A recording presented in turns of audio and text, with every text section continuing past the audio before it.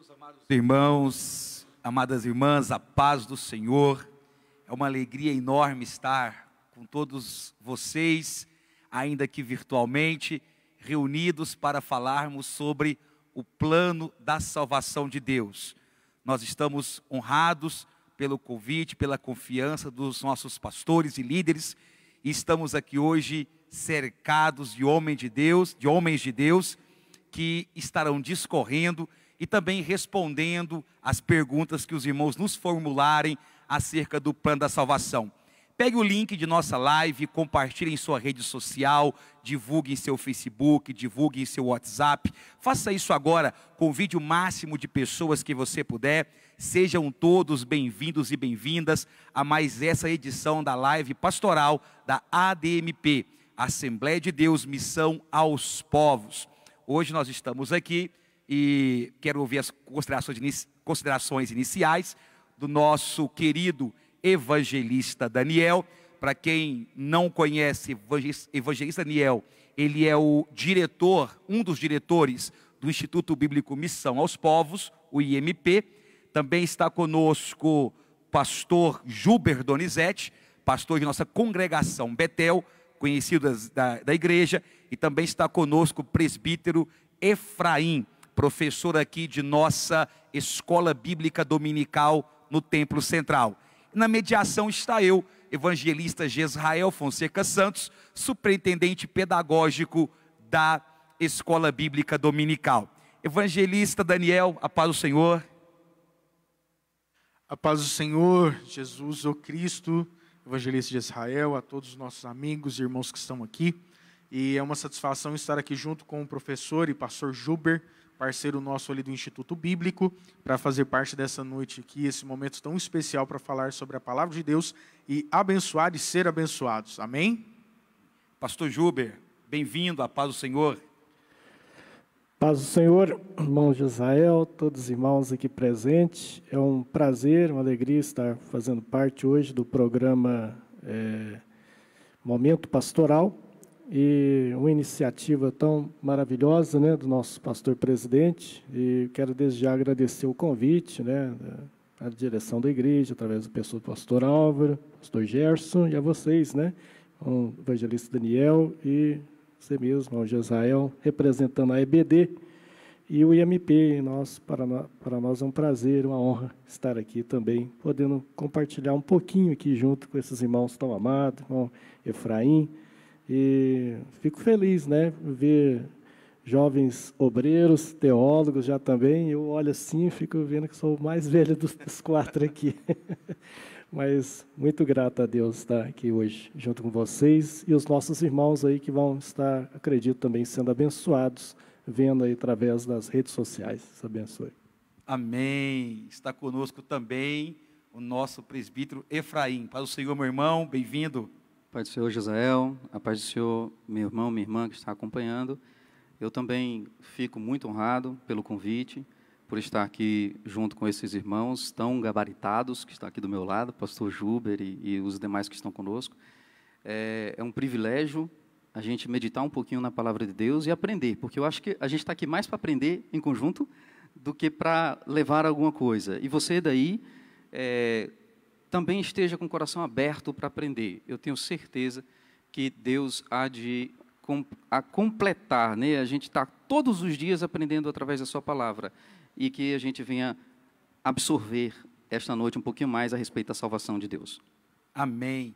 E você que deseja enviar-nos perguntas, pode fazer isso pelo WhatsApp, através do número prefixo 34 99315 0464. Vou repetir, prefixo 34 99315 0464. Nos envie a sua pergunta, nos envie a sua participação, teremos o maior prazer em atendê-los. Apenas para os irmãos se orientarem, nós estaremos hoje escorrendo aqui sobre a doutrina da salvação, e este assunto que é um assunto extenso, foi repartido em 3 tópicos principais, ao qual nós daremos prosseguimento agora. Nós iremos falar sobre a soberania de Deus no plano da salvação, sobre a eleição de Deus, ou a eleição dos escolhidos por Deus, também no plano da salvação, como cremos, o que significa, e também sobre predestinação, o que a Bíblia e o que nós cremos relacionado a esse tema. É um prazer ter você aqui conosco, mais uma vez, bem-vindo e bem-vinda. Muito bem, e eu vou dar início a nossa live, digamos assim, começando então com o nosso querido pastor Juber. Pastor Juber, é claro que quando falamos sobre salvação, nós estamos falando sobre um ato divino, não é verdade? Um ato divino. Esse ato divino, que é fruto, claro, da vontade do nosso Deus. Então a pergunta que fica é, se da vontade de Deus soberana, o que propriamente nossos irmãos, nós precisamos entender sobre soberania de Deus? O que é soberania de Deus? Eu gostaria de ler um texto na Bíblia Sagrada que está em Romanos capítulo 11, versículo 33 a 36. Na verdade, esse texto aqui é um louvor, é um hino, né?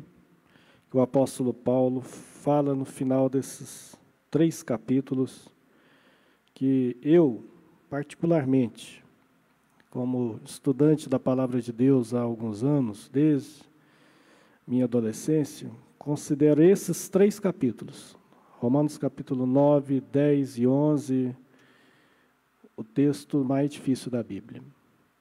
E no finalzinho, Paulo termina dizendo assim: ó profundidade da riqueza, tanto da sabedoria como do conhecimento de Deus. Quão insondáveis são os seus juízos, e quão inescrutáveis os seus caminhos. Quem, pois, conheceu a mente do Senhor? Ou quem foi o seu conselheiro? Ou quem primeiro deu a ele para que lhe venha a ser restituído? Porque dele, e por meio dele, e para ele são todas as coisas. A ele, pois, a glória eternamente. Amém. Paulo termina, né, depois de começar lá no capítulo 8, 9, 10, 11, ele termina com esse louvor aí. E aí eu já falo sobre o que é soberania de Deus. Soberania, se você for olhar no dicionário de língua portuguesa, ele diz que é uma qualidade ou condição de soberano. Ou ainda, é uma superioridade derivada da autoridade.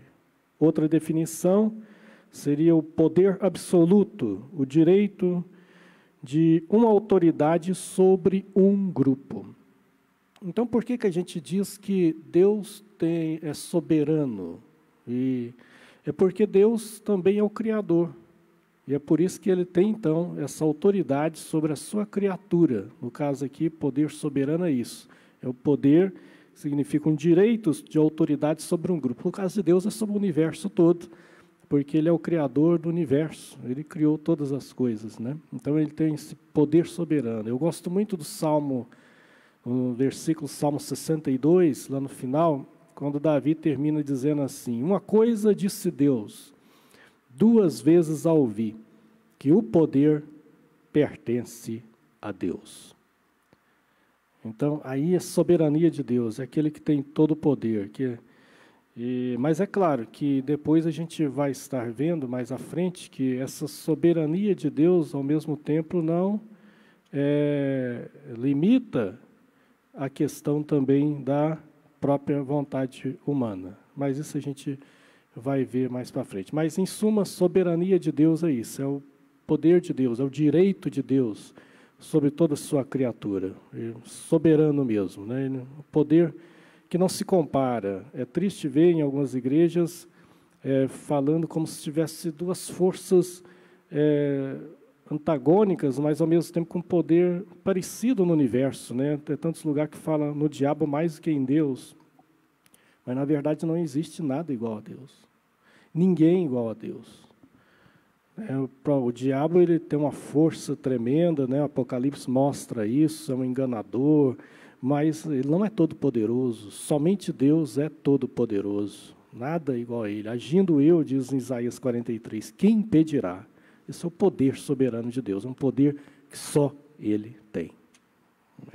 Amém. Então, soberania, você já pode notar o primeiro conceito aí, é o direito ou é o ato natural de Deus de ter poder sobre tudo e sobre todos. E como o pastor Gilber disse, isso significa que o poder dele é inigualável. Não há nenhum poder que minimamente se aproxime do poder dele, né, pastor Gilber? É, isso mesmo. Muito bom. Agora, eu fico pensando aqui, pastor Gilber, e aí eu já estou me referindo aqui ao nosso irmão Efraim, que nós estamos falando, né, presbítero Efraim, sobre salvação. Então, dentro dessa soberania de Deus, claro que Deus poderia claramente escolher, eleger aqueles que seriam salvos, né? Eu, inclusive, quero ler aqui a carta de Paulo aos Efésios, no capítulo de número 1, deixa eu só acessar aqui para os irmãos, o versículo de número 4, não é isso? Que diz assim, ó, aliás, versículo 3, bendito Deus e Pai do nosso Senhor Jesus Cristo, que nos tem abençoado com toda sorte de bênção espiritual nas regiões celestiais em Cristo. Claro que essa bênção toda é pelo poderio dele, né, pastor? É pela soberania dele. Assim como nos escolheu nele, antes da fundação do mundo, para sermos santos e irrepreensíveis perante ele, e em amor nos predestinou para ele, para a adoção dos filhos, por meio de Jesus Cristo, segundo o beneplácito, o poderio de sua vontade. O presbítero Efraim, o que significa o termo eleição, quando Paulo diz que ele nos escolheu, nos elegeu, desde antes da fundação do mundo? O que é eleição dentro do plano da salvação, juntamente com essa soberania que o pastor Gilber citou agora há pouco? É uma bênção, né? Primeiro, como já foi lido aí, a eleição é uma bênção. Quando estudamos no trimestre que passamos agora, trimestre passado, a CPAD nos trouxe um tema, que é a igreja eleita, à luz da carta de Paulo aos Efésios, justamente no texto em que foi lido aqui, nós aprendemos o quanto a igreja abençoada do Senhor, ela, enquanto corpo de Cristo, enquanto igreja do Senhor, ela é eleita do Senhor. A gente viu que a eleição parte da primeira bênção, das sublimes bênçãos do Senhor para conosco. Nessa soberania que o pastor Gilber já colocou aqui, Deus, lá atrás, ele já visualizou um plano de salvação para o homem. E ao enxergar o homem caído, ele não deixa, até porque ele quer restabelecer o homem todos com ele, que volte a ter a comunhão perdida com ele, ele, ao planejar a salvação do homem, através de Cristo, o seu Filho, ele elege, ele escolhe, ele seleciona o que é o termo eleição, o que é o termo eleger. Quando nós vamos para uma votação para decidir sobre os nossos governantes, nós elegemos, por isso o termo é eleição. Nós vemos na palavra de Deus tantos eleitos ou escolhidos por Deus com propósitos específicos.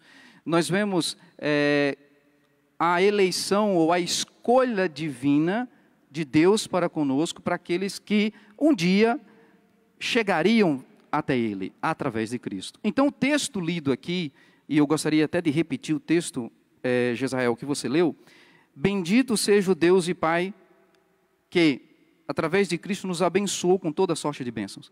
Aí o versículo 4, porque Deus nos escolheu nele, antes da fundação do mundo. Nós temos aí, primeiro, que essa escolha já estava no coração dele lá atrás. Agora, muito se confunde com a seleção, porque a gente às vezes quer entender a Bíblia com nossa pequenez, nossa mente tão limitada. Verdade, é um escolhido de Deus. Escolhido para quê? Para viver de forma santa e irrepreensível, como o texto que a gente leu. Então, nós fomos escolhidos para ser separados deste mundo. E aí, a pergunta que eu lancei no ar é: nós somos escolhidos porque somos salvos, ou somos salvos porque somos escolhidos? Essa é a pergunta que eu deixo, e os irmãos participem conosco no chat, esteja interagindo aí conosco através das redes sociais.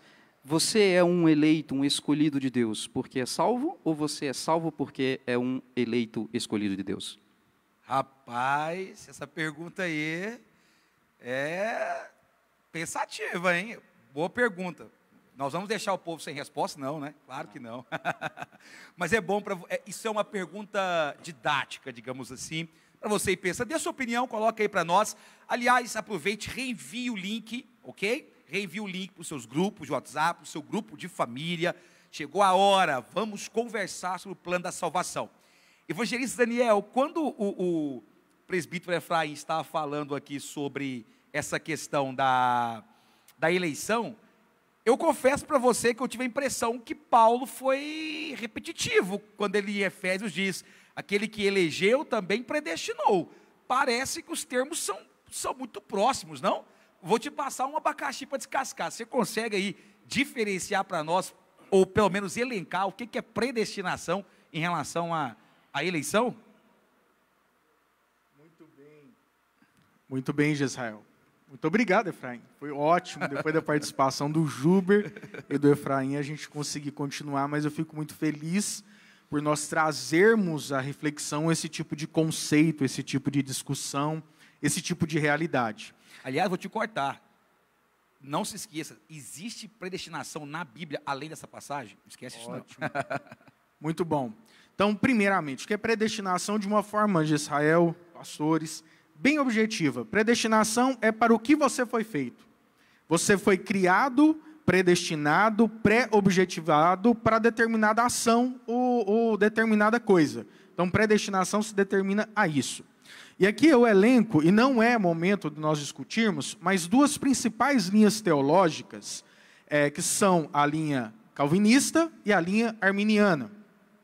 Então, essa pergunta ela teria duas respostas. Pela linha calvinista, seria que somente os predestinados seriam eleitos.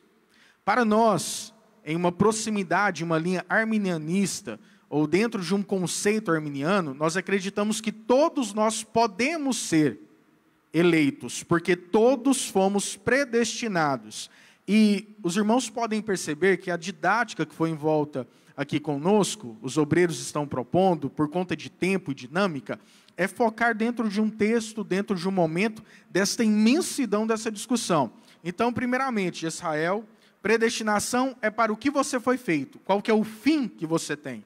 E aí, para essa análise, eu queria trazer à tona 3 momentos da história da humanidade. A criação e logo depois dela, o pecado. Então, se existe, essa questão do pecado, existe uma necessidade de conserto, que foi o que o pastor Juber falou, que Deus não perdeu o controle em momento algum. Ele é soberano. Então, você tem Cristo, e no texto aos Hebreus é muito feliz a expressão de que na plenitude dos tempos, Cristo vem. E um terceiro momento, que aí eu quero também deixar registrado, de Israel, também em Efésios capítulo 1, no versículo 21, que é o porvir, que é o futuro. Acima de todo principado e potestade, poder e domínio, e de todo nome que se possa referir, não só no presente século, mas também no vindouro. Vou repetir, Efésios 1, 21. Então, nós temos essas 3 perspectivas. Entender o pecado na criação do homem, Cristo como sendo o responsável, aí entra a eleição, que ela só acontece quando aceita-se a obra de Cristo, e por fim, o motivo de tudo isso é a restauração do homem em adoração e proximidade a Deus. E então, fechando esse primeiro momento dessa discussão sobre predestinação, é para o que você foi feito, para qual fim você foi feito. Nós acreditamos e biblicamente nós comprovamos que eu fui eleito, feito, planejado para adoração, para louvor, para glória e para salvação. Então nós acreditamos e pregamos isso. Nós vivemos isso de fato. Então, Jesrael, nós somos eleitos e predestinados porque Deus quis assim, e em Cristo existe essa possibilidade, aquele que genuinamente aceita Cristo. E aí nós já discutimos várias esferas da teologia sistemática, que é a doutrina do pecado, que está dentro da hamartiologia, a doutrina da salvação, né, meu pastor Gilber, que é a soteriologia, e nós entendemos o quão vasto é este conteúdo de Israel. Amém. Então, fazendo aquele trabalho de professor resumão aqui agora, anote assim, ó, soberania, tracinho, eleição, tracinho, e predestinação, tracinho. Então vamos lá, deixa eu ver se eu aprendi, pastor.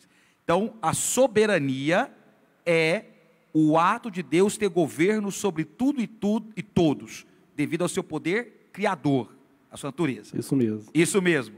Já ganhei 1/3 da nota aqui. Querido presbítero Efraim, nós temos eleição. Então, eleição é o ato de Deus vislumbrar a ação futura e escolher-nos para a salvação. E eleger aquilo que foi salvo, aquele que foi alcançado por este amor. Ah, muito bem. Essa aqui eu ganhei só um meio da resposta. E evangelista Daniel, predestinação é para aquilo que eu fui gerado, fui feito. É isso? Ou seja, predestinado, já direcionado. Correto. Na visão que nós professamos de fé, toda a humanidade, em toda a história, foi predestinado à salvação. Sim. E aí, o pastor Gilber já daqui a pouco entra no assunto de que alguns têm a propriedade de decisão, se aceita ou não. Em uma outra linha, somente os eleitos que foram predestinados terão a salvação. Eu achei interessante que você disse, aí eu vou apertar o pastor Gilber agora, porque eu achei interessante que você disse que entre essas ações preditivas de Deus estava, por exemplo, o pecado. Eu não fui pego de surpresa. E aí, pastor Gilber, eu não posso deixar de me questionar, e eu acho que esse questionamento é universal, ele é um questionamento que ele acompanha a cristandade há um bom tempo, e que é o seguinte, a figura do mal. Nós estamos falando de salvação. Se é salvação de alguma coisa, não é verdade? Estamos sendo salvos do quê? Acho que a resposta mais direta para isso é: estamos sendo salvos do mal, seja ele a personificação que assumir, diabo, pecado, aquilo que for. Mas aí quando eu penso no mal, eu pergunto assim, seria Deus, pastor Gilber, dentro dessa lógica, o autor do mal?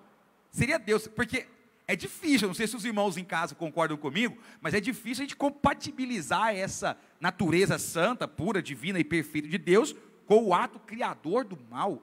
O mal é criado, e se ele é criado, Deus é o autor do mal? Essa eu apertei, hein, gente? Boa pergunta. Bom, vamos então a dois textos na Bíblia Sagrada, onde geralmente quem questiona isso e até ataca, né, nossa fé, cita esses dois textos. Um é Isaías capítulo 45, versículo 7. Eu formo a luz e crio as trevas. Faço a paz e crio o mal. Eu, o Senhor, faço todas essas coisas. E aí, né? Meu Deus. É um texto dificílimo, né? Mas é o seguinte, se a gente for olhar bem, lembrando que a Bíblia, o Antigo Testamento foi escrito no hebraico, e no hebraico havia o chamado paralelismo. Eles usavam constantemente essa questão do paralelismo, fazer comparações. Então, na verdade, o texto acaba se explicando. Olha só, na verdade ele está fazendo um paralelo aqui, ele está dizendo que Deus cria o mal no sentido do mal como mal moral. Não é nesse sentido.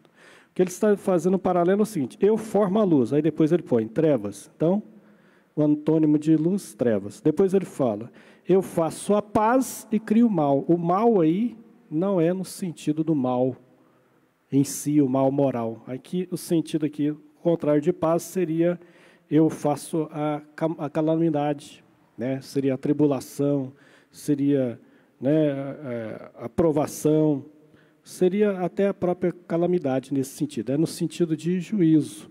Então, é nesse sentido que ele está falando. Você está falando que Deus cria o mal no sentido do mal.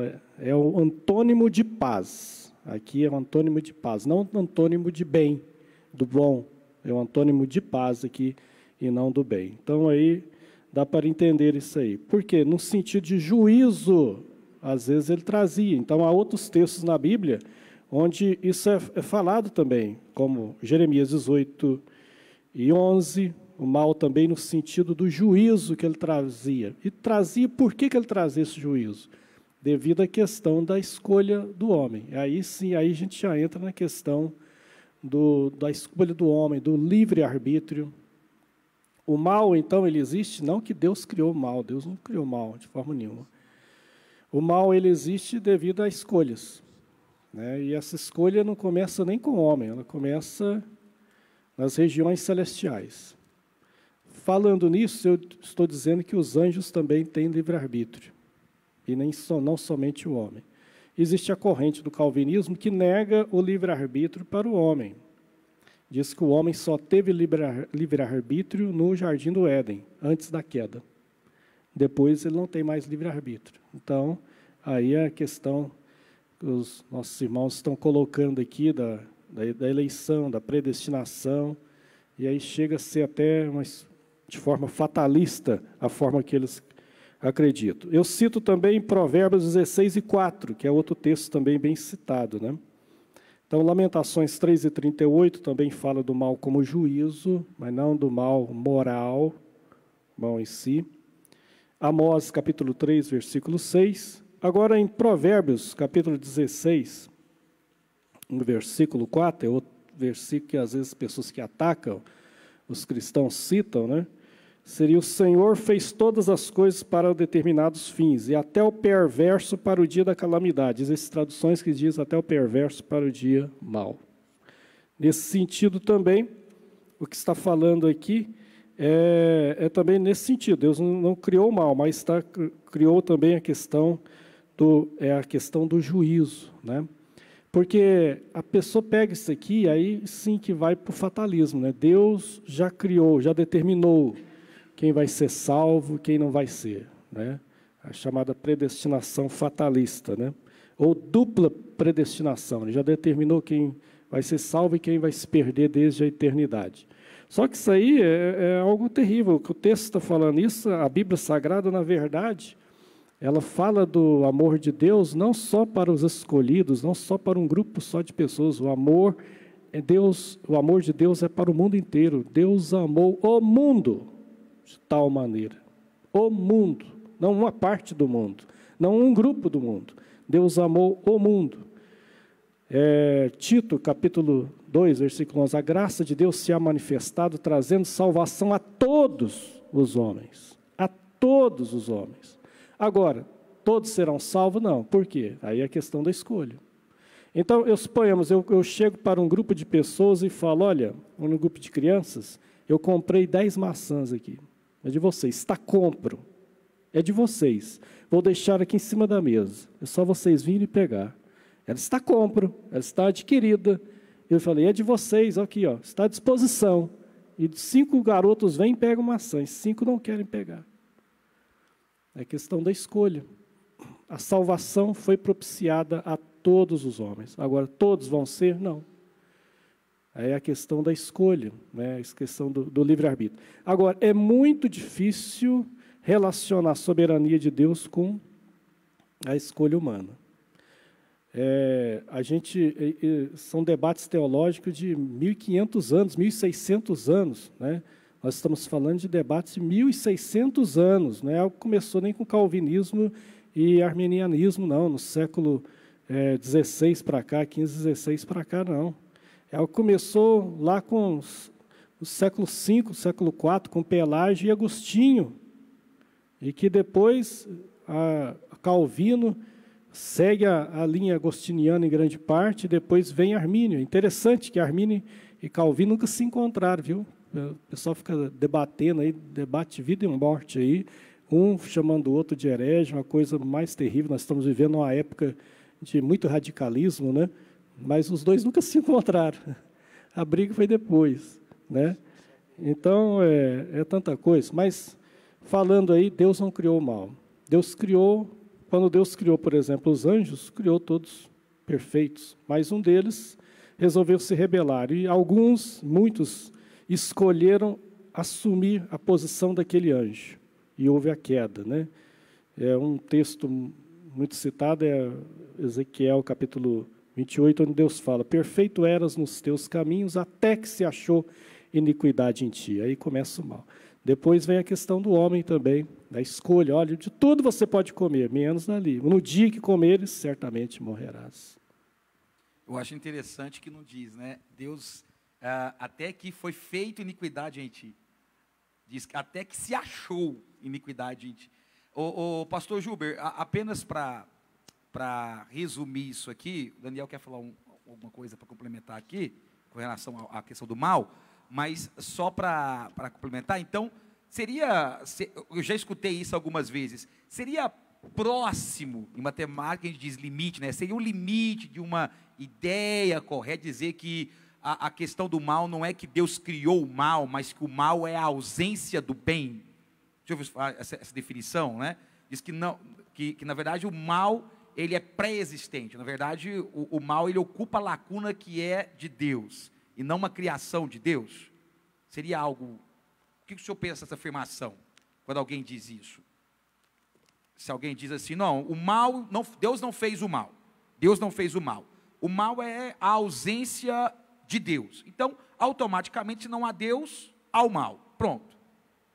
Aí há debates, né, na filosofia sobre isso, mas eu não entraria, porque aí eu entendo que aí já entra na questão dos certos mistérios de Deus que a gente nunca vai entender.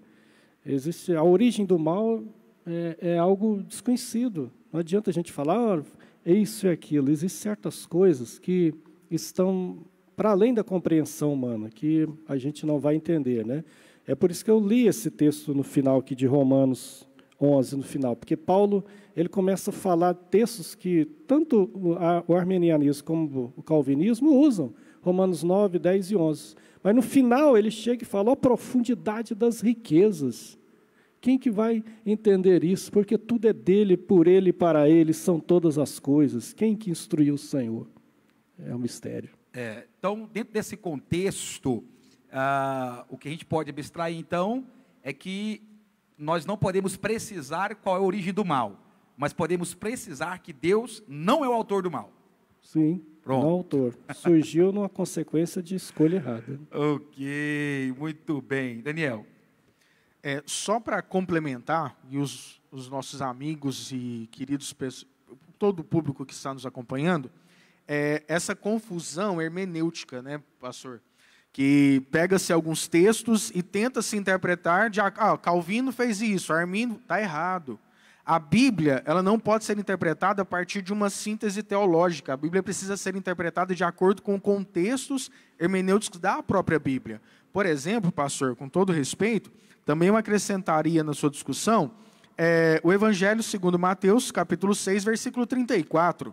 Portanto, depois de ele fazer toda uma narrativa sobre a dependência do homem, que o homem pretende Deus e o amor que Deus tem sobre o homem, ele termina assim: portanto, não vos inquieteis como o dia de amanhã, pois o amanhã trará os seus cuidados. Basta ao dia o seu próprio mal. Essa questão não é um mal moral, mas é o mal do dia a dia, a dificuldade, os anseios que nós temos das coisas humanas, das coisas terrenas, e não numa questão de uma criação sobrenatural ou moral, como o pastor Gilber trouxe muito bem, Gisrael. Exatamente. O nosso irmão Rubens Souza está participando conosco, e o Rubens pergunta o seguinte: como entender o desejo de Deus, pois diz que o desejo dele é que todos sejam salvos, mas esse desejo não se cumpriu. Como entender o que seria essa definição de desejo, pois se assim ele queria? Se ele queria, eita pergunta boa, hein? Se ele queria, por que ele não decretou? Irmão Rubens, Deus te abençoe pela sua participação. Excelente pergunta, excelente pergunta. Gravaram aí, irmãos? Antes de nós responder essa pergunta, então, para a gente poder fazer uma cadeia lógica aqui para os nossos participantes, para os irmãos, faça como o irmão Rubens. Coloque sua pergunta, coloque no chat, mande para o nosso WhatsApp. Se for possível, colocar novamente o número do WhatsApp aqui para que eu possa repetir para os irmãos. Muita gente chegando agora, tivemos uma pequena queda de sinal. E quando a gente voltou, estávamos com 40 pessoas e já estamos com 116. Compartilhe, irmão e irmã. Envia esse link agora para todos os irmãos e irmãs que você conhece. Diga, acesse, o assunto é quente. Estamos muito felizes de estarmos aqui. Antes da gente responder o nosso irmão Rubens, e de certa forma, o pastor Juber, ele até deu uma esbarrada nisso, quando ele usa o exemplo das maçãs. Eu gosto bastante do exemplo de cardápio, viu? Mas eu queria ainda fazer uma pergunta para o irmão Efraim, dentro desse contexto.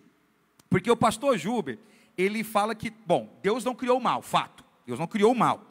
E sendo assim, o que nós podemos afirmar é que o mal, portanto, que nós conhecemos, é uma própria consequência de uma escolha humana. Isso é verdade. Inclusive, quando a gente lê Romanos, ele mesmo fala sobre a questão da moral do homem, que denegriu e diz, e assim eles sentiram no próprio corpo as consequências do seu pecado. Ou seja, o mal que vem em seu próprio corpo.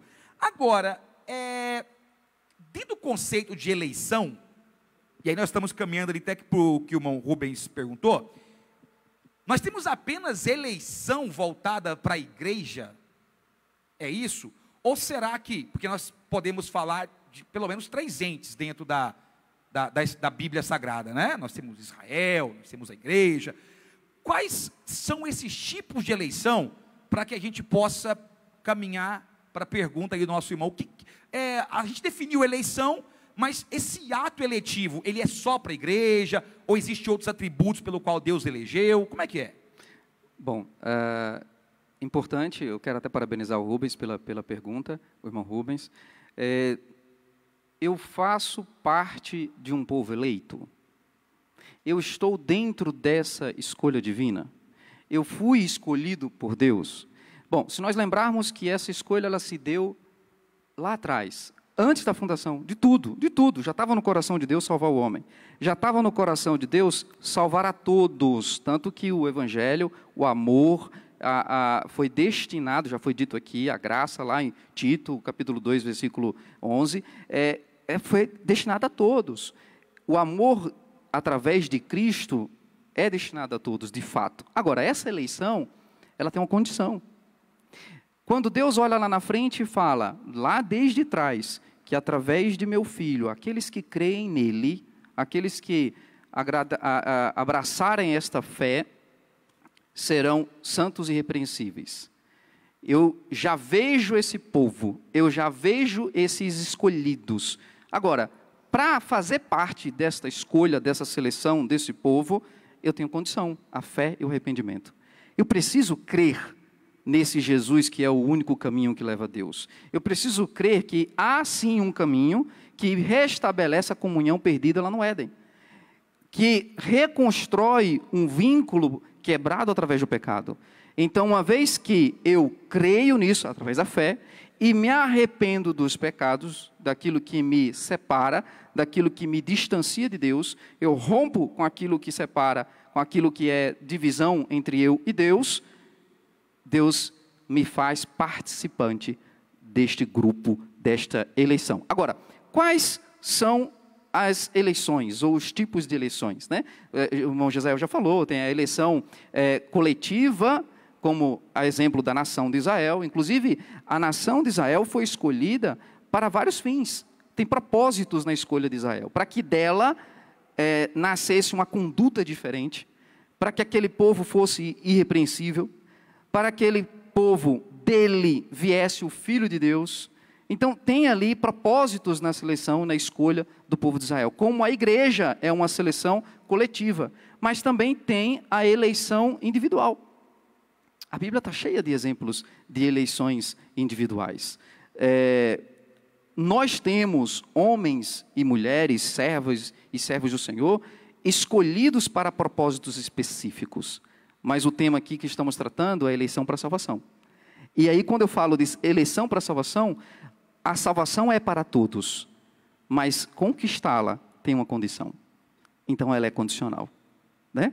É importante, já foi dito aqui, que alguns dizem que uns foram separados para o dia mau, como se já nascesse predestinado ou para a morte ou para a perdição eterna, e nós estamos batendo aqui numa tecla de que há uma escolha, sim, apesar de vontade divina, do decreto, como ele perguntou, por que Deus não decretou, né? Apesar do desejo de Deus de que todos sejam salvos, há um respeito à responsabilidade humana nessa decisão e nessa escolha.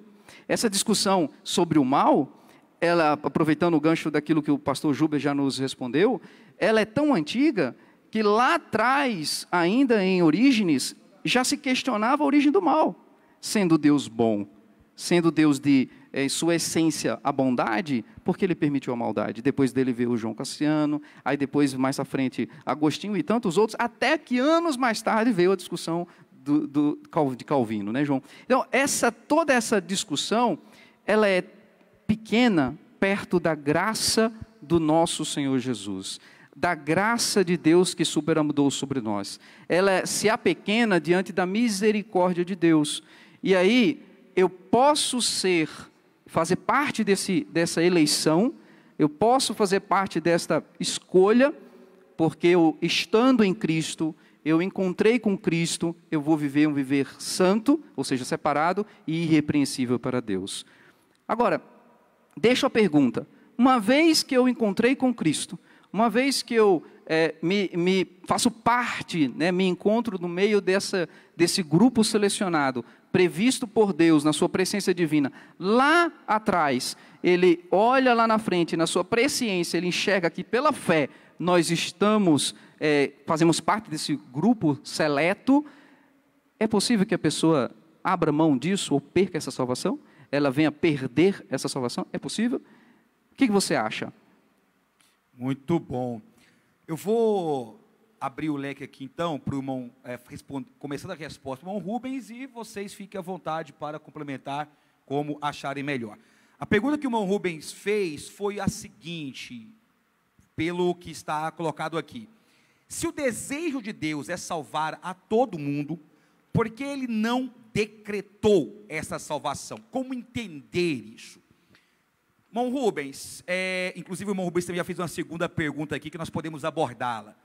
A questão do desejo de Deus, ou vontade de Deus, é sempre bom lembrar que nós destacamos sempre dois tipos de vontade, a vontade perfeita, a vontade permissiva, tudo dentro do plano de Deus.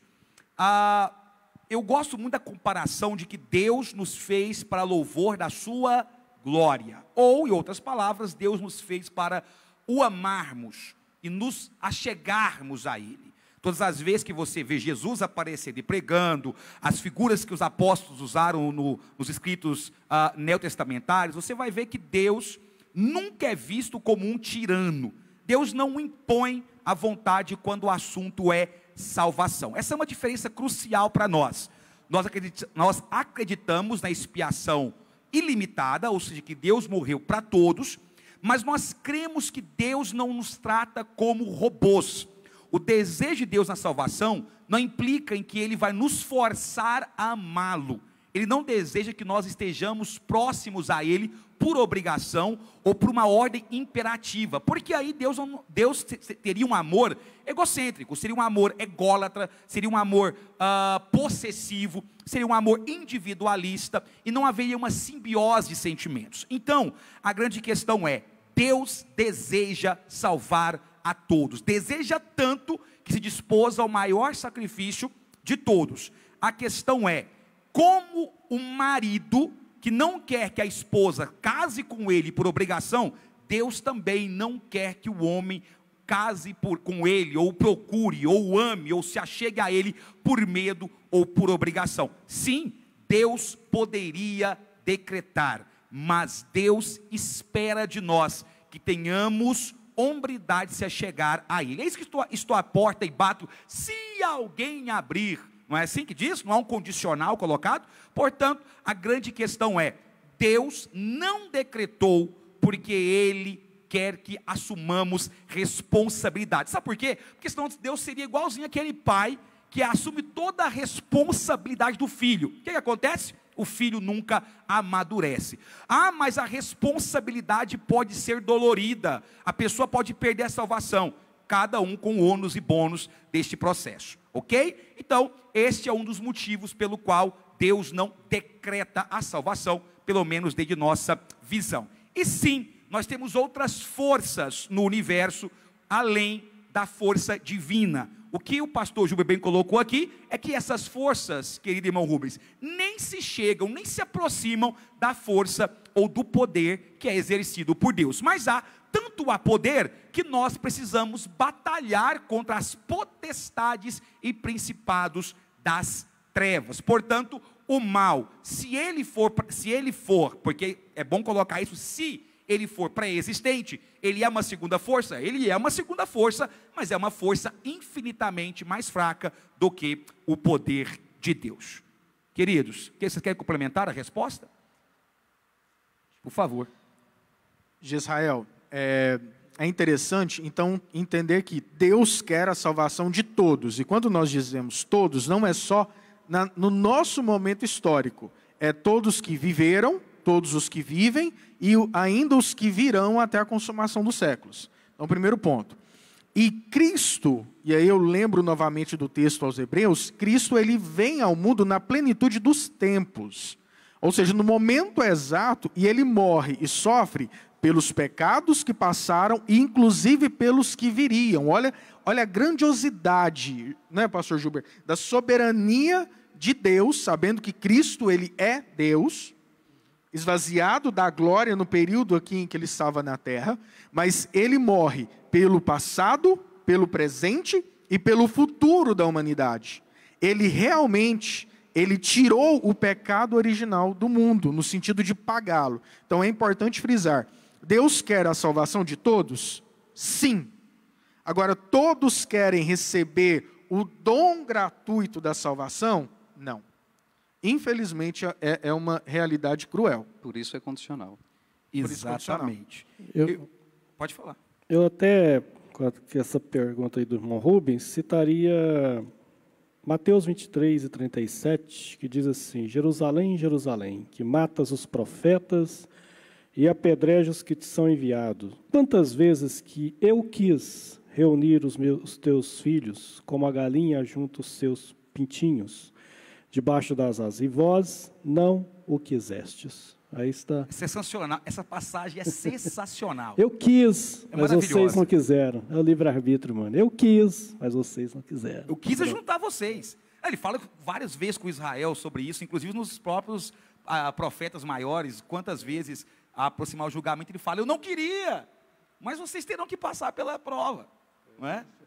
Exatamente, a questão da justiça de Deus. Irmão Walter Vieira, Deus te abençoe. Irmão Walter perguntou o seguinte: como será o processo da salvação na grande tribulação, uma vez que o Espírito Santo não estará mais aqui? Irmão Walter, como diz o ditado, aguarde na linha, porque daqui a pouco nós iremos responder a sua pergunta. O nosso evangelista Daniel já coçou as mãos aqui e disse, deixa comigo que essa eu vou matar no peito e vou responder. Então daqui a pouco, evangelista Daniel vai te responder esta pergunta, amém? Mas eu queria inclusive, dentro dessa questão, teve o irmão Venâncio, ele usou aqui, Daniel, e aí eu quero jogar essa bola para você, porque você está falando da predestinação, que é para aquilo que foi feito. E um exemplo muito comum de quem defende a predestinação fatalista, é o exemplo de Judas Iscariotes, e o exemplo do sacrifício de Cristo. Não é? Se Deus não predestinou, por que ele veio a morrer? Qual a relação? Qual é a relação? Eu fico pensando, qual é a relação que existe entre o sacrifício de Deus, certo? No caso, o sacrifício vicário de Cristo, e a predestinação. Qual que é a lógica por trás disso? Por que morrer por algo que já estava predestinado? E uma outra coisa que eu quero pensar, e aí eu jogo para todos os irmãos, é na pergunta que o irmão Venâncio fez. O que quer dizer o fato de Judas ser predestinado à traição ao mal? Inclusive, irmão Venâncio, a sua pergunta é muito boa, e eu vou apertar os meus colegas aqui, tá? Tem uma outra passagem da Bíblia que diz que Deus fez vasos para honra e desonra. Essa eu quero ver quem vai me responder, tá? Então se preparem, porque na sequência a resposta do evangelista Daniel, que vai falar sobre a questão da predestinação e o sacrifício de Deus, eu vou emendar duas perguntas, irmão Venâncio, vou te ajudar, irmão Venâncio, estou com você, tá? Além de Judas, que foi predestinado a traição e mal, isso está claro na Bíblia, Jesus diz isso, está Jesus dizendo, não é? Que Judas tinha esse papel a se cumprir. E esse negócio de vaso de honra e desonra? Hein?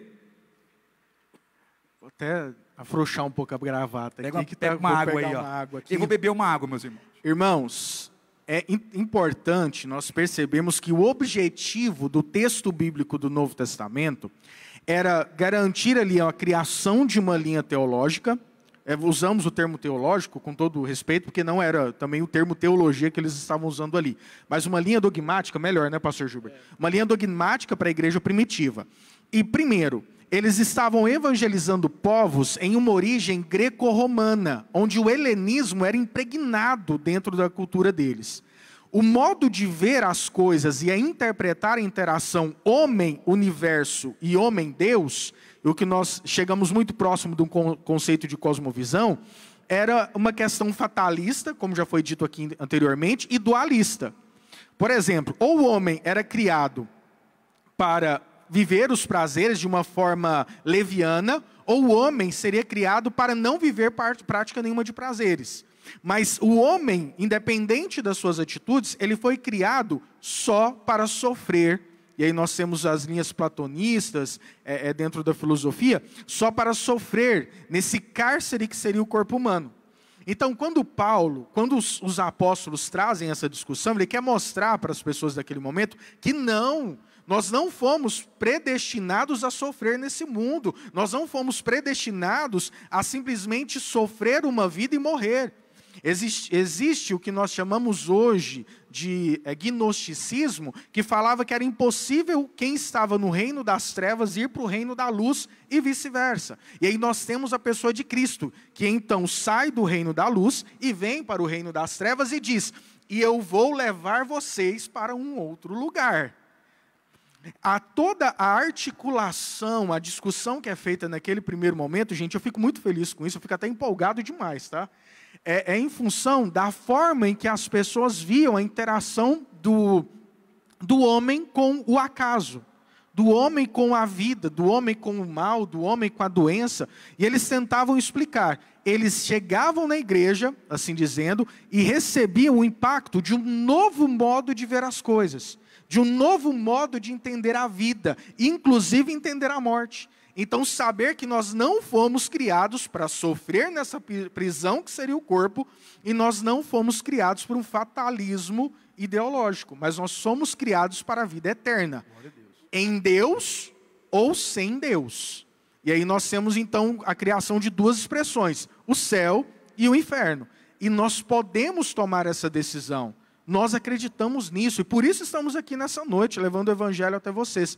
Então, é necessário ter a interpretação hermenêutica do contexto histórico-cultural do Novo Testamento. No Novo Testamento, nós vemos Cristo fazendo isso de uma forma muito grande.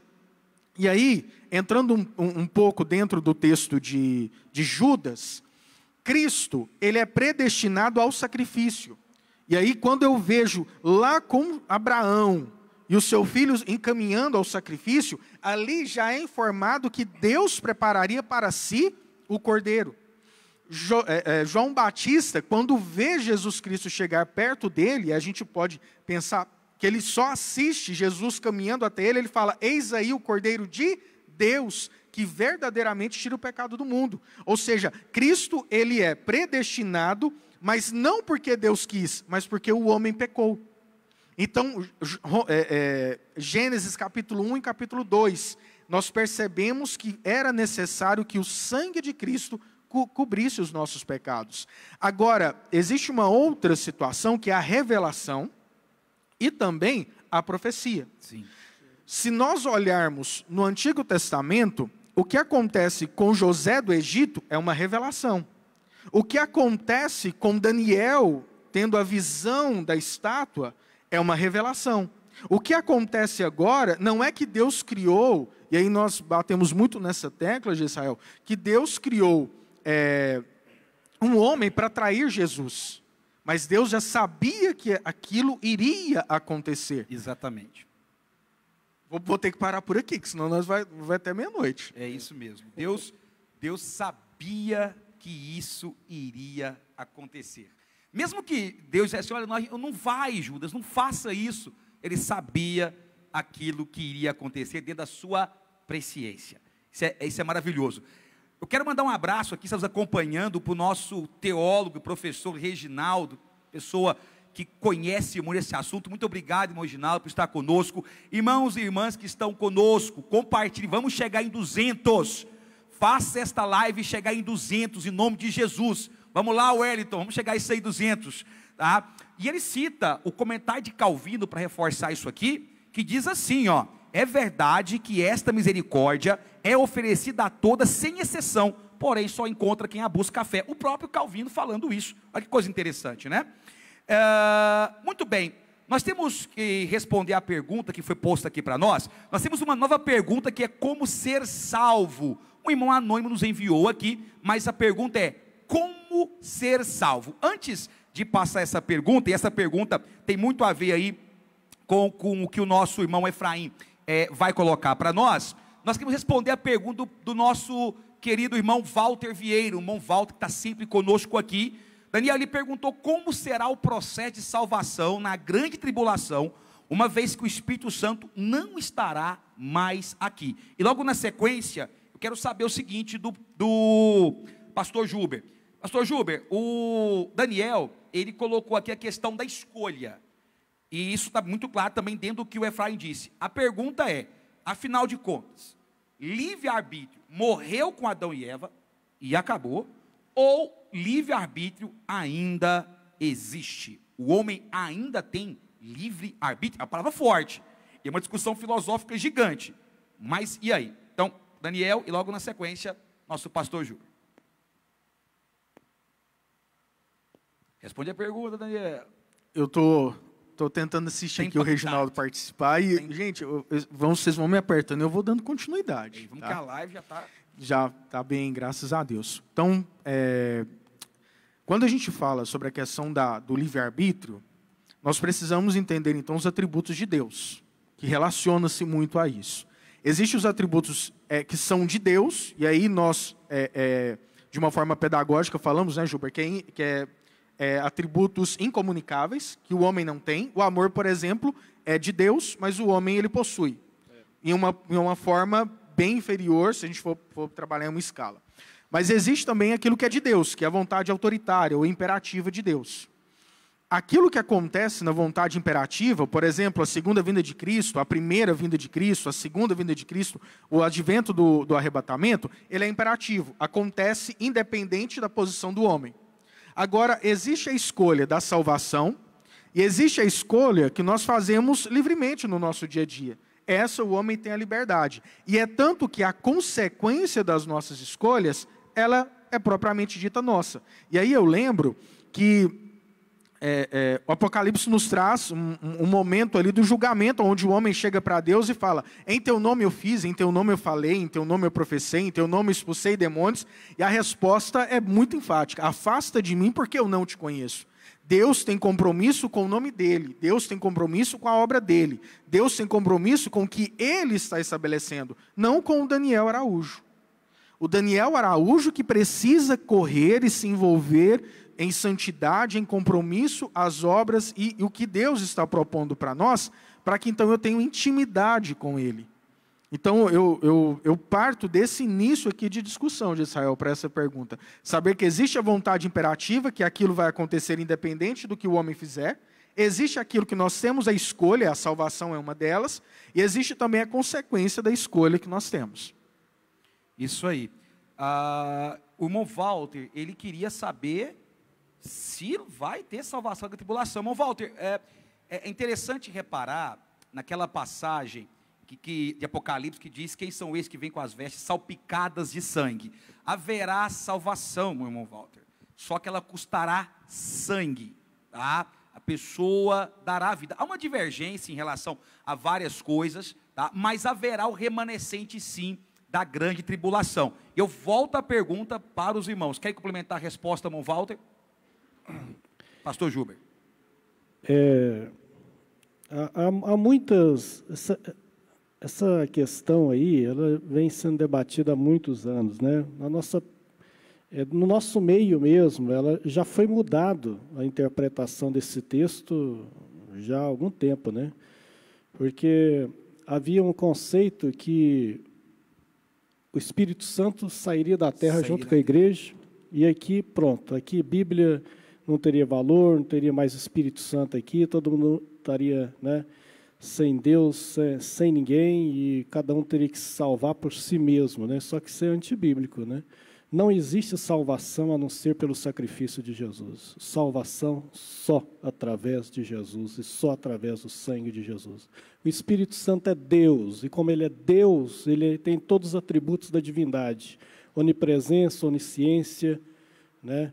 E onipotência. Então, o Espírito Santo não sai da terra, Ele é Deus. Ele é Deus. Deus não fala, está aqui, diabo, tudo por sua conta. Aqui. Fui embora. Não, e vou te sair de férias. Não existe isso, irmão. Através de quem que as duas testemunhas vão fazer milagre na grande tribulação? Através de quem as pessoas vão se converter, e vai ter conversão na grande tribulação? Só o Espírito Santo convence o homem do pecado, da justiça e do juízo. Só o Espírito Santo convence do pecado, da justiça e do juízo. Não existe salvação senão através de Jesus. Qual a dificuldade? A dificuldade é que é um período de tribulação como nunca houve, o anticristo na terra, obrigando ou aceita ou rejeita a marca. Então, um período como nunca houve, né? É como se é um Hitler piorado, né? Se é que existe como.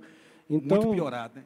Muito piorado, porque é como se fosse o diabo encarnado. Exatamente. Mas o Espírito Santo é que vai estar convencendo as pessoas a negar, né, a marca da besta, a negá-lo e a ficar com o Senhor, né? A Bíblia fala, e a besta vai combater os santos, né? Quer dizer, então, é o Espírito Santo que vai atuando. As duas testemunhas vão reproduzir milagres como Moisés e Elias. Isso aí é só o Espírito Santo. Paulo diz em 1 Coríntios capítulo 12, ninguém diz que Jesus Cristo é o Senhor, senão pelo Espírito Santo. Exatamente. Ou seja, irmão Walter, haverá salvação, haverá o remanescente da grande tribulação, que irá sofrer, que correrá o risco de martírio, mas haverá salvação. E aproveitando já o senhor, pastor Juber, já encaixa a sequência, o homem tem ou não tem livre arbítrio? E aí, Efraim, vou responder a próxima pergunta, que eu vou até colar com o irmão aqui.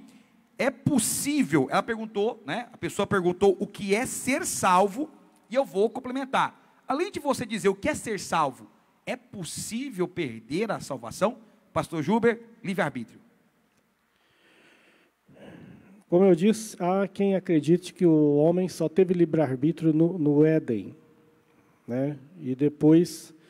O fato é que, depois do Éden, é claro que muitos atributos do homem foram perdidos, mas o homem foi criado à imagem e semelhança de Deus. Ele está, como na época do Éden, não. Claro, perdeu muitos sentidos que tinha lá. Mas ainda tem a sua questão da sua escolha. Eu até lembro aqui de uma pergunta, acho que foi até o irmão Rubens que fez também, sobre a questão de Judas, né? E é interessante, porque ali também é a questão de escolha. Havia uma profecia do Salmo 41, versículo 9, em que haveria um traidor. Até meu amigo que come comigo da minha mesa, levantou contra mim o seu calcanhar. É um salmo messiânico. Então havia alguém teria que cumprir o papel profético de traidor. Haveria uma pessoa que cumpriria esse papel, um vaso de desonra, como foi falado. Agora, não foi determinado quem seria. Pedro poderia ter sido o traidor. Tomé poderia ter sido. Uma vez Pedro chegou a dizer para Jesus que não negaria, ele falou, olha, Satanás está te cirandando igual trigo aí, tive que orar por ti. Ele poderia. Ou seja, alguém escolheu cumprir esse papel. Mas o papel existiria, profético, de um traidor, mas não determinado quem seria. Alguém que cumpriu esse papel. Assim como também haverá quem vai ser salvo e quem não vai ser. Mas será salvo quem? Igual a gente fala, ouve aí, como ser salvo? É a coisa mais simples. Se com Romanos capítulo 10, se com tua boca, se com teu coração creres que Jesus é o Senhor, e com tua boca confessares, será salvo. Romanos 10, só. É tão simples que o povo confunde. É a coisa mais simples que tem, mas é uma questão de escolha. O livre-arbítrio permanece, mesmo que ele possa ter perdido, não ter a essência toda que tinha no Éden, mas o homem ainda tem escolha. Glória a Deus. Antes do nosso querido irmão Efraim, amém. Apenas para complementar, eu gosto bastante da parte que o apóstolo desconhecido fala em Hebreus capítulo 6, sobre a apostasia, pastor Gilber, e diz assim: impossível, pois, que aqueles que uma vez foram iluminados e provaram o dom celestial e se tornaram participantes do Espírito Santo e provaram a boa palavra de Deus e os poderes do mundo vindouro, caíram. Alguns dizem assim, mas aqui diz provar, né? O verbo iluminar aqui é fortes tentas no grego, quer dizer iluminar de uma vez por todas. Não é parcialmente, não é alguém que era um crente meia boca, como alguns gostam de dizer, mas isso aqui fala sobre crente meia boca, não. Outra coisa, o verbo provar aqui é o mesmo que diz que Cristo provou a morte. Vai dizer que Cristo experimentou só um pouquinho a morte? Não, ele morreu de fato. Então assim, é possível perder a salvação. Meus irmãos e irmãs, que Deus abençoe a cada um que esteve conosco aqui, e com muita alegria nós devolvemos aqui para o nosso pastor presidente, pastor Álvaro. Eu agradeço a Deus por esse momento ímpar, de estarmos aqui nessa live, momento pastoral, falando sobre o mais nobre de todos os assuntos, plano da salvação. Parabéns vocês que estão representando a Escola Bíblica Dominical e os que estão representando o nosso Instituto Missão aos Povos. Eu espero que todos que estão participando tiveram esclarecido algumas dúvidas e pelo menos eles estão dizendo, valeu a pena. Que Deus abençoe a todos. Eu quero, antes de encerrar, deixar aqui para vocês fazerem as considerações finais. Eu vou dar 1 minuto para cada um contado no relógio. Efraim. Bom, eu agradeço muito a confiança e o convite de todos, e o que eu gostaria de dizer é, eu amo estudar a palavra de Deus, a teologia é algo que aquece o nosso coração, mas nada substitui o relacionamento com Deus. Essas discussões e tudo aquilo que foi tratado aqui, de linhas teológicas, pensamentos teológicos, escolas teológicas que há tanto tempo se discute os mesmos temas, nada disso é melhor do que uma vida de relacionamento com Deus. Até porque, quando o dia chegarmos no céu, nós não vamos chegar lá para saber se Calvino estava certo, se era Jacobs Armínio, quem estava certo, o que perguntar para ele, não. Quando chegarmos lá, a glória de Deus vai ser tanta, e o sentimento de ter valido a pena vai ser tanto, porque eu vou estar lá na presença do Deus, para enaltecer, para glorificar, e tudo isso aqui virará em nada, em pó. Então, o importante é a salvação e estarmos nesse caminho relacionando com Deus. Obrigado. Pastor Gilber. Eu quero agradecer a oportunidade, pastor Álvaro, toda a equipe aqui que nos convidou, os irmãos participaram conosco aqui dessa mesa aqui, vamos dizer assim, né, desse ensino tão maravilhoso que é a doutrina da salvação. Como o irmão Efraim disse, né, é um assunto profundo demais, muito profundo. Eu encerro dizendo as palavras de Paulo, né, ó profundidade das riquezas, é muito rico. Se a gente vê na Bíblia Sagrada lá que o Cordeiro foi morto antes da fundação do mundo, isso por si só já é uma graça maravilhosa e um mistério tremendo, né? Deus não foi pego de surpresa, Ele não é pego de surpresa, Ele não vai tomando susto, a salvação não foi um plano B, criou Adão e caiu, aí criou um plano B, não houve isso, Deus nunca é pego de surpresa. Agora tem a questão da nossa escolha. Se o Cordeiro foi morto antes da fundação do mundo, aí nos leva a algo maravilhoso a pensar. Então, antes de haver haja luz, houve haja cruz, né? Então, que Deus abençoe a todos. Muito obrigado pela participação, né? Que tenha sido bênção para todos, em nome de Jesus. Daniel. Meu pastor, já vou ficar de olho aqui no relógio para não passar, tá bom? Estou olhando naquele lá. Já, no maior.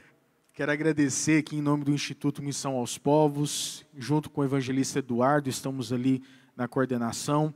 Então, quero deixar aqui um convite também para quem está nos assistindo, nos procure, faça sua matrícula, estamos com a matrícula aberta, tendo toda a adaptação, tá, pastor? Adaptação com aulas online para esse momento de pandemia, e conto com o seu contato, nos procure para a gente poder conversar. Lá você vai encontrar esse grande homem de Deus com vasto conhecimento que é o pastor Juber, e somando ali junto com a equipe de professores, e a gente está muito feliz realmente de estar aqui. Para fechar, ontem nós tivemos uma reunião para preparar um roteiro aqui, e três interpretações, né, de Israel, os sentidos desse momento aqui.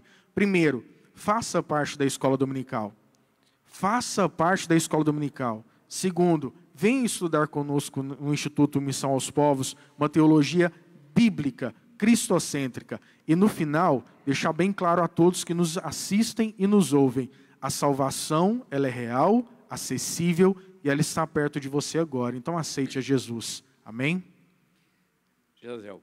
Glória a Deus. Eu quero louvar a Deus pela vida de cada irmão e irmã que esteve conosco. Quero mandar um abraço para cada professor e professora da EBD que está nos assistindo. Mandar um forte abraço para o nosso irmão Reginaldo, que é alguém com quem eu sempre converso sobre esses temas e que sempre tem nos ajudado em relação a isso. Deus te abençoe. Convidá-los a assistir às nossas aulas que são disponibilizadas aqui em nosso canal, o canal ADMP TV.